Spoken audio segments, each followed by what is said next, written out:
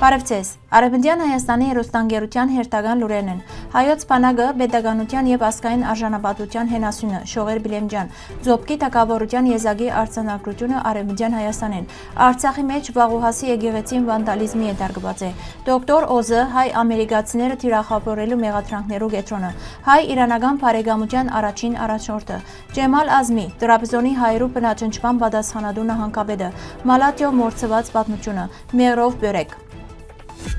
Անցյալ շաբաթ Արևմտյան Հայաստանի Հանրապետությունը նշեց հայոց բանակի օրը, անգամը եւս վերահաստատելով իր հավատարմությունը ազգային պաշտպանության, պետականության ուժեղացման եւ հայրենիքի անվտանգության։ Այս առիթով հանդես եկավ Արևմտյան Հայաստանի ղեկավարության խոսնակ Շողեր Բիլեմջան, ներկայացնելով պետության դիրքորոշումն ու ազգային ուղերձը։ Հայոց բանակը հիմնադրված Արևելյան Հայաստանի մեջ 1992 թվականի հունվար 28-ին իր քոյության ընթացքին բազմիցս ապացուցած է, որ հայրենիքի պաշտպանությունը ոչ միայն բարդականություն է, այլ նաև սրբազան առաքելություն։ Ելույթին մեջ շեշտվեցավ, որ հակառակ զոհերուն, գորուստներուն եւ դժվարություններուն հայ ժողովուրդը կարողացած է պահպանել իր ազգային ինքնությունն ու արժանապատվությունը։ Խոսնակի խոսքով հայոց բանակը բարձրապես զինված ուժ չէ, այն անկախության, անվտանգության եւ ազգային արժանապատվության կենտրոնի երաշխիքն է ձևավորված հայրենասեր երիտասարդներու նվիրումով։ Բանակը անցած է ծանր փորձություններու միջով, սակայն միշտ կանգնած է իր առաքելության բարձրության վրա, պաշտպանելով ժողովրդին խաղաղ կյանքը։ Ելույթի ավարտին խոսնակը գոչ ուղեց ազգային մտավորականության եւ հասարակության բոլոր շերտերուն երբեք չթույլատրել հայկական բանակի ոգին, զայն փոխանցել նոր սերունդներուն եւ շարունակաբար աջակցել հայոց բանակին, միասին երդելով անվտանգ, հզոր եւ արժանապատիվ ապագա։ Գեցե հայ զինվորը, գեցե հայկական բանակի ոգին։ Արևմտյան Հայաստանի մեջ հնակետները կատարած են բացառիկ բացահայտումը, որ նոր լույս կսփռե հելենիստական դարաշրջանի Ձոբկի թագավորության պատմության վրա։ Դերսիմի մարզին մեջ պատմական փոքր Ձոբկի գավառի Ռապատ ամրոցին մեջ հայտնաբերված է Քրիստոսի առաջ երկրորդ դարուն պատկանող միջին արամերենով գրված եւ հայկական խորհրդանիշներով զարդարված քարի արձանագրությունը։ Այն գտնված է գյուղական ախորի մեջ որպես երկրորդական օգտագործման քար։ Երկկողմանի այս տաբանակարը կներկայացնե դարաշրջանին համար եզակի Ձոբկյան տարբերակը եւ կհիշադակե Երևանտունիներու դունը հաստատելով հավատարմությունը իշխող դողմին։ Գիտնականներու կարծիքով այս հայտնագործությունը Ձոբկի ազնվականության առաջին ուղղակի վկայությունն է, որ կբացահայտե հայկական, իրանական եւ հունական մշակույթներու խաչմերուկը։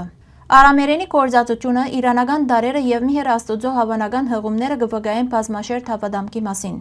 Այս բացահայտումը կթույլատրե վերանայել դարաշրջանի հուշարձաններու թվակրումը եւ հաստատել Ռապատ ամրոցի հելենիստական պատկանելիությունը, բանալով նոր էջը Ձոբկի պատմության ուսումնասիրության մեջ։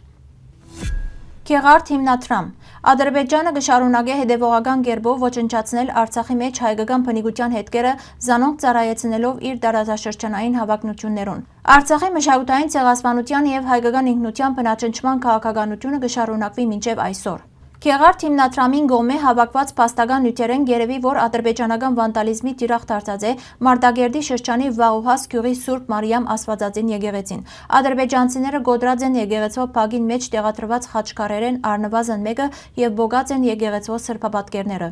Ցավալի է, որ քրիստոնեական արժեքներ պաշտպանող միջազգային կառույցներն ու անձինք չեն նկատել հայկական քրիստոնեական հուշարձաններու պահպանման կարևորությունը։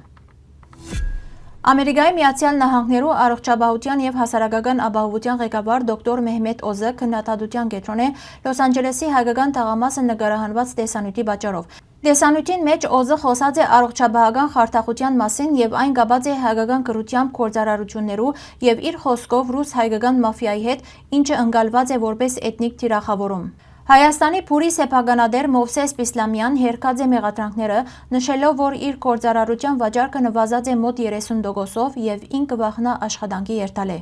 Քաղաքացիական եւ լոբիստական գազམ་ագերբությունները Օզը կմեղադրեն ռասիստական հրեդորապանության եւ ամբողջ համայնքը քանի անձերու ենթադրյալ հանցագործություններուն հետ նույնացնելու մեջ։ Հայկական ազգային կոմիտեն եւ Ամերիկայի հայկական ասամբլեան դադարեցած են այդ մոտեցումը, շեշտելով անարդար եւ վտանգավոր ըլլալու փաստը։ Քննադատները նաև հիշեցուցած են, որ Օզը նախկինին հրաժարած է ճանչնալ հայերու ցեղասպանությունը, ինչ որ կարևոր դեր խաղացած է իր 2022 թվականի խորհրդանական բարդության մեջ։ Կալիֆոռնիայի նահանգապետի գրասենյակը հայտնած է, որ ուսումնասիրե Օզի հայտարարությունները հաշվի առնելով պատմական ըսկայնությունը։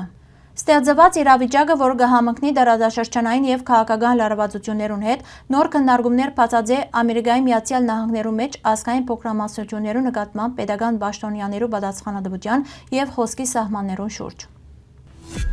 Եփրեմ Խանը, Եփրեմ Դավթյան, հայ եւ իրանցի նշանավոր հեղափոխականը իր կյանքով եւ գործունեությամբ դարձած է հայ-իրանական բարեկամության եւ համատեղ պայքարի խորհրդանիշ։ Ան ծնած է Կանցագի հայկական միջավայրին մեջ եւ երիտասարդ տարիքեն ներգրաված է հայ ազգային ազատագրական շարժման մեջ, նպատակ ունենալով օգնել Արևմտյան Հայաստանի հայության։ Ան միացած է Սարգիս Կուգունյանի ղեկավարած զինված խմբակին եւ մասնակցած է պատմական դեպի երկիր արշավանքին։ Դժվար փորձություններու ճանապարհը զինք առաջնորդած է դեպի երկարատև բանդարգություն եւ Սիբիր աքսոր։ Սակայն Եփրեմ Դավթյանին հաջողած է փախչել եւ ապաստան գտնել Բարսկաստանի մեջ։ Բարսկական Հայաստանի դարածքին մեջ սկսած է իր կյանքի եւ հեղափոխական գործունեության ամենաերկար եւ նշանակալի շրջանը։ Այդ տարիներուն ան ոչ միայն շարունակած է իր պայքարը, այլև ընտանիք կազմած։ Ժամանակի ընթացքին Եփրեմ Խանը դարձած է Իրանի սահմանադրական հեղափոխության գազագերբիչներեն եւ առաջնորդներեն մեկը։ Իր ռազմական եւ քաղաքական վաստակը բարձր գնահատված է եւ ան արժանացած է բարձր պաշտոններու եւ բադիվներու Իրանի մեջ։ Եփրեմ Դավթյանի կյանքը ավարտած է մարտի դաշտին վրա։ Անոր անունն ու կորձը հավերժ պիտի մնան հայ եւ իրանցի ժողովուրդներու պատմության մեջ որպես ազատության եւ համագործակցության խորհրդանիշ։ Ջեմալ Ազմին Օսմանյան կայսրության այն պաշտոնյաներն էր, ով անմիջականորեն կապված է Տրաբզոնի եւ շրջակա գավառներու հայ բնակչության բնաճնճման հետ։ Ծնած է 1868 թվականին Արաբկիրի մեջ։ 1908 թվականին զբաղեցուցած է դարբեր վարչական պաշտոններ, իսկ 1914-ին նշանակված է Տրաբզոնի նահանգապետ, ստանալով թագանակավոր Մյուտեսարիֆ մականունը։ 1915-ին հայրու ցեղասպանության ընթացքին Ջեմալ Ազմին առանցքային թեր ունեցած է հայրու դեղահանության եւ գոտորածներու գազագերբման մեջ, համագործակցելով հատուկ գազագերբության հետ եւ գազմելով հանցավոր խմբավորումներ։ Նախնական շրջանին 42 հոգի մտավորականներ, քաղաքական գործիչներ եւ արևդրականներ դուրս բերված են ձով եւ խեղտամահ եղած են։ Բրգված միակ անձը, ով կարողացած էր լողալով հասնել ափ, Ջեմալ Ազմիի հրամանով թունավորված է վկայություն տալու վտանգին պատճառով։ Հետագա ամիսներուն հայ կանայք, երեխաներ եւ ծերեր բռնի գերբով դարված են ձովապ եւ հեղտված սև ձովուն մեջ։ 1916-ին ան մասնակցած է նաև օրդույի հույներու բռնի վդարման եւ ունեցվածքի յուրացման։ 1918-ին հեռացած է նահանգապետի պաշտոնեն եւ մեկնած արտասահման։ Պատերազմեն ետք դադարեցված է Մահաբադში, սակայն իր պատիժը չէ իրականացված, գտնվելով Բերլինի մեջ։ 1922-ին սպանված է հայկական Նեմեսիս գործողության ժամանակ։ Հակառակ ծանր հանցագործություններուն 1926 թվականին Թուրքիո Հանրապետությունը իր ընտանիքին տրամադրած է նյութական փոխհատուցում եւ անշարժ գույք։ Ջեմալ Ազմիի գործունեությունը կմնա հայրու ցեղասպանության պետականորեն գազագերբված բնույթի վառ օրինակ, ցուցադրելով վարչական իշխանության օգտագործումը զանգվածային հանցագործության գործիք։